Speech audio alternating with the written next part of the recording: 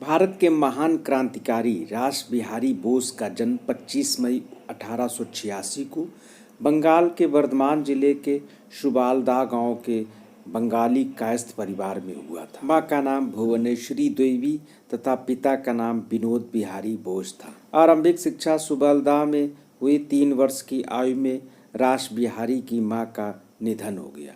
फिर उनकी मामी ने उनका पालन पोषण किया। रास बिहारी बोस ने अंग्रेजी साम्राज्य के जुल्म भी देखे। इससे उनके मन में अंग्रेजों के प्रति गुस्सा था। बोस की कॉलेज शिक्षा चंदनगर के डुप्लेक्स कॉलेज में हुई, जहां के प्राचार्य चारू चंद राय से उन्हें क्रांतिकारी गतिविधियों के लिए प्रेरणा मिली। बोस ने फ्रांस और जर्मनी से मेडिकल साइंसेज और इंजीनियरिंग की डिग्री भी हासिल की। देहरादून के वन अनुसंधान संस्थान में बोस ने हेड क्लर्क के पद पर काम किया। इसी बीच वह क्रांतिकारी जतिन मुखर्जी के नेतृत्व वाले संगठन युगांतर के अमरेंद्र चटर्जी के संपर्क में आए। वह बंगाल के क्रांतिकारियों से जुड़ गए। बाद में वह अरविंदो घोष के राजनीतिक शिष्य रहे। यतीन्द्रनाथ बनर्जी उर्फ निरालंब स्वामी के संपर्क में आने पर संयुक्त प्रांत और पंजाब के प्रमुख आर्य सामाजिक क्रांतिकारियों के साथ जुड़ गए।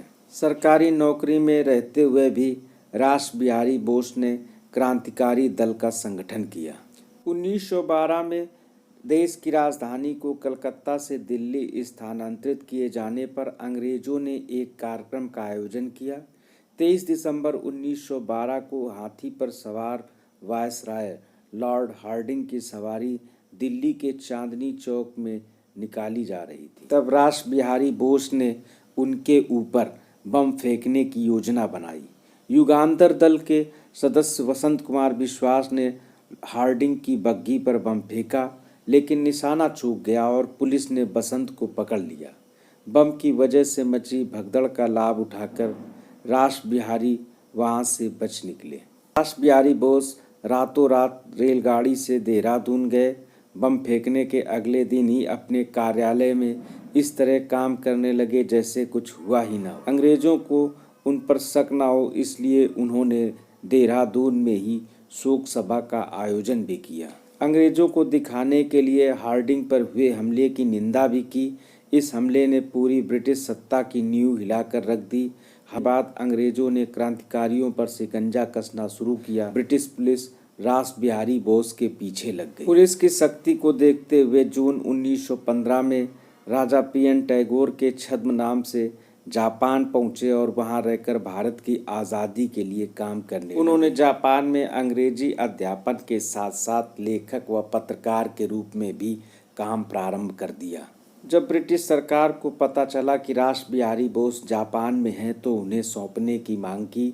जापान सरकार ने मांग मान ली, लेकिन वहां की राष्ट्रवादी संस्था ब्लैड ड्रैगन के अध्यक्ष टोयामा ने अपने यहाँ आश्रय दे दिया। 1916 में रास बिहारी बोस ने जापान के प्रसिद्ध पैन एशियाई समर्थक सोमा आइजो और सोमा कोत्सुको की पुत्री तोशिको सोमा से विवाह किया।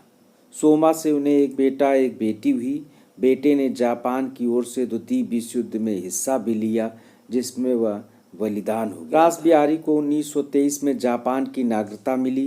रास बिहारी ने जापानी अधिकारियों से भारत की आज़ादी के आंदोलन को उनका सक्रिय समर्थन प्राप्त करने में सफलता भी प्राप्त की। रास बिहारी ने 28 मार्च 1942 को टोक्यो में एक सम्मेलन बुलाया, जिसमें इंडियन इंडिपेंडेंस लीग भारतीय स्वतंत्र संघ की स्थापना भी की। वह 8 साल तक खुशहाल रहा।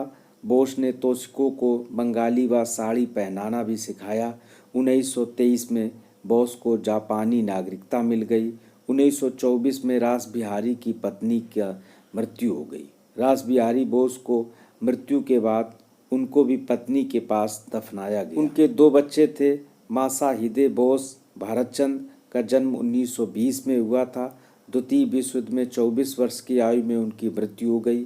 उनकी बेटी टेटसुको का जन्म 1922 में हुआ। उन्होंने 22 जून 1942 को बैंकॉक में लीग की दूसरे सम्मेलन आयोजित किया, जिसमें सुभाष चंद्र बोस को लीग में शामिल होने और इसके अध्यक्ष के रूप में कमान संभालने के लिए आमंत्रित करने का प्रस्ताव भी दिया गया। मलाया और बर्मा मोर्चे पर जापानियों द्वारा पकड़े गए भारतीय युद्धबंदियों को भारतीय स्वतंत्रता लीग में शामिल करके 1 सितंबर 1942 को रास बिहारी बोस ने भारतीय राष्ट्रीय लीग की सैन्य शाखा के रूप में गठित किया।